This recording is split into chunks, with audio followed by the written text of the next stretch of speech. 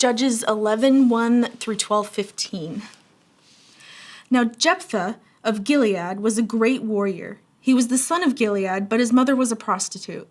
Gilead's wife also had several sons, and when these half-brothers grew up, they chased Jephthah off the land. "You will not get any of our father's inheritance," they said, "for you are the son of a prostitute." So Jephthah fled from his brothers and lived in the land of Tob. Soon he had a band of worthless rebels following him. At about this time, the Ammonites began their war against Israel. When the Ammonites attacked, the elders of Gilead sent for Jephthah in the land of Tob. The elders said, "Come and be our commander, help us fight the Ammonites." But Jephthah said to them, "Aren't you the ones who hated me and drove me from my father's house? Why do you come to me now when you're in trouble?" "Because we need you," the elders replied. "If you lead us in battle against the Ammonites, we will make you ruler over all the people of Gilead." Jephthah said to the elders, "Let me get this straight. If I come with you and if the Lord gives me victory over the Ammonites, will you really make me ruler over all the people?" "The Lord is our witness," the elders replied. "We promise to do whatever you say." So Jephthah went with the elders of Gilead, and the people made him their ruler and commander of the army. At Mizpah, in the presence of the Lord, Jephthah repeated what he had said to the elders. Then Jephthah sent messengers to the king of Ammon, asking, "Why have you come out to fight against my land?" The king of Ammon answered Jephthah's messengers, "When the Israelites came out of Egypt, they stole my land from the Arnon River to the Jabbok River and all the way to the Jordan. Now then, give back the land peaceably." Jephthah sent this message back to the Ammonite king. This is what Jephthah says: "Israel did not steal any land from Moab or Ammon. When the people of Israel arrived at Kadesh on their journey from Egypt after crossing the Red Sea, they sent messengers to the king of Edom asking for permission to pass through his land. But their request was denied. Then they asked the king of Moab for similar permission, but he wouldn't let them pass through either. So the people of Israel stayed in Kadesh. Finally, they went around Edom and Moab through the wilderness. They traveled along Moab's eastern border and camped on the other side of the Arnon River. But they never once crossed the Arnon River into Moab, for the Arnon was the border of Moab. Then Israel sent messengers to King Sihon of the Amorites, who ruled from Heshbon, asking for permission to cross through his land to get to their destination. But King Sihon didn't trust Israel to pass through his land. Instead, he mobilized his army at Jahaz and attacked them. But the Lord God of Israel gave his people victory over King Sihon. So Israel took control of all the land of the Amorites who lived in that region, from the Arnon River to the Jabbok River, and from the eastern wilderness to the Jordan. So you see, it was the Lord, the God of Israel, who took away the land from the Amorites and gave it to Israel. Why then should we give it back to you? You keep whatever your god Chemosh gives you, and we will keep whatever the Lord our God gives us. Are you any better than Balak son of Zippor, king of Moab? Did he try to make a case against Israel for disputed land? Did he go to war against them? Israel has been living here for 300 years, inhabiting Heshbon and its surrounding settlements, all the way to Aroer and its settlements, and in all the towns along the Arnon River. Why have you made no effort to recover it before now? Therefore, I have not sinned against you. Rather, you have wronged me by attacking me. Let the Lord, who is judge, decide today which of us is right, Israel or Ammon." But the king of Ammon paid no attention to Jephthah's message. At that time, the Spirit of the Lord came upon Jephthah, and he went throughout the land of Gilead and Manasseh, including Mizpah in Gilead. And from there he led an army against the Ammonites. And Jephthah made a vow to the Lord. He said, "If you give me victory over the Ammonites, I will give to the Lord whatever comes out of my house to meet me when I return in triumph. I will sacrifice it as a burnt offering." So Jephthah led his army against the Ammonites, and the Lord gave him victory. He crushed the Ammonites, devastating about 20 towns from Aroer to an area near Minnith and as far away as Abel-Keramim. In this way, Israel defeated the Ammonites. When Jephthah returned home to Mizpah, his daughter came out to meet him, playing on a tambourine and dancing for joy. She was his one and only child. He had no other sons or daughters. When he saw her, he tore his clothes in anguish. "Oh, my daughter," he cried out, "you have completely destroyed me. You've brought disaster on me, for I made a vow to the Lord, and I cannot take it back." And she said, "Father, if you've made a vow to the Lord, you must do to me what you have vowed, for the Lord has given you a great victory over your enemies, the Ammonites. But first let me do this one thing. Let me go up and roam in the hills and weep with my friends for 2 months, because I will die a virgin." "You may go," Jephthah said, and he sent her away for 2 months. She and her friends went into the hills and wept because she would never have children. When she returned home, her father kept the vow he had made, and she died a virgin. So it has become a custom in Israel for young Israelite women to go away for 4 days each year to lament the fate of Jephthah's daughter.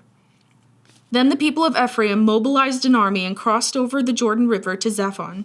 They sent this message to Jephthah: "Why didn't you call for us to help you fight against the Ammonites? We are going to burn down your house with you in it." Jephthah replied, "I summoned you at the beginning of the dispute, but you refused to come. You failed to help us in our struggle against Ammon. So when I realized you weren't coming, I risked my life and went to battle without you. And the Lord gave me victory over the Ammonites. So why have you now come to fight me?" The people of Ephraim responded, "You men of Gilead are nothing more than fugitives from Ephraim and Manasseh." So Jephthah gathered all the men of Gilead and attacked the men of Ephraim and defeated them. Jephthah captured the shallow crossings of the Jordan River, and whenever a fugitive from Ephraim tried to go back across, the men of Gilead would challenge him. "Are you a member of the tribe of Ephraim?" they would ask. If the man said, "No, I'm not," they would tell him to say Shibboleth. If he was from Ephraim, he would say Sibboleth, because people from Ephraim cannot pronounce the word correctly. Then they would take him and kill him at the shallow crossings of the Jordan. In all, 42,000 Ephraimites were killed at that time. Jephthah judged Israel for 6 years. When he died, he was buried in one of the towns of Gilead. After Jephthah died, Ibzan from Bethlehem judged Israel. He had 30 sons and 30 daughters. He sent his daughters to marry men outside his clan, and he brought in 30 young women from outside his clan to marry his sons. Ibzan judged Israel for 7 years. When he died, he was buried at Bethlehem. After Ibzan died, Elon from the tribe of Zebulun judged Israel for 10 years. When he died, he was buried at Aijlam in Zebulun. After Elon died, Abdon, son of Hillel, from Pirathon, judged Israel. He had 40 sons and 30 grandsons who rode on 70 donkeys. He judged Israel for 8 years. When he died, he was buried at Pirathon in Ephraim, in the hill country of the Amalekites. John 1:1-28. In the beginning, the Word already existed. The Word was with God, and the Word was God. He existed in the beginning with God. God created everything through him, and nothing was created except through him. The Word gave life to everything that was created, and his life brought light to everyone. The light shines in the darkness, and the darkness can never extinguish it. God sent a man, John the Baptist, to tell about the light so that everyone might believe because of his testimony. John himself was not the light. He was simply a witness to tell about the light. The one who is the true light, who gives light to everyone, was coming into the world. He came into the very world he created, but the world didn't recognize him. He came to his own people, and even they rejected him. But to all who believed him and accepted him, he gave the right to become children of God. They are reborn, not with a physical birth resulting from human passion or plan, but a birth that comes from God. So the Word became human and made his home among us. He was full of unfailing love and faithfulness. And we have seen his glory, the glory of the Father's one and only Son. John testified about him when he shouted to the crowds, "This is the one I was talking about when I said, 'Someone is coming after me who is far greater than I, for he existed long before me.'" From his abundance we have all received one gracious blessing after another. For the law was given through Moses, but God's unfailing love and faithfulness came through Jesus Christ. No one has ever seen God, but the unique one, who is himself God, is near to the Father's heart. He has revealed God to us.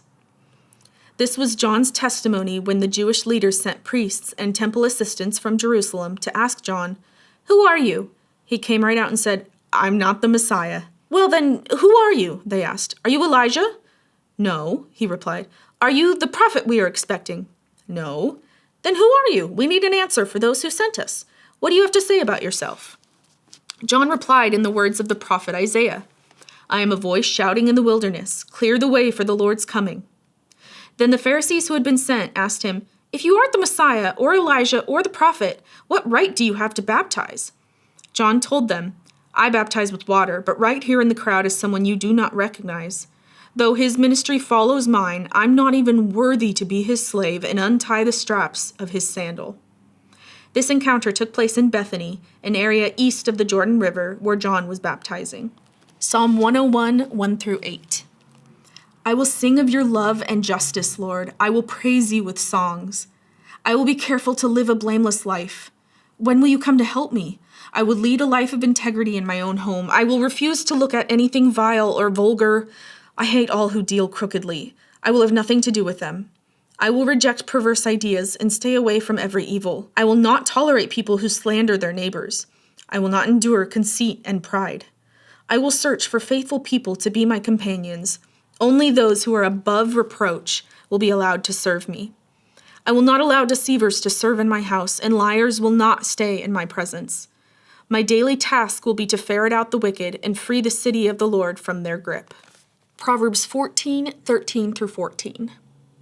Laughter can conceal a heavy heart, but when the laughter ends, the grief remains. Backsliders get what they deserve. Good people receive their reward.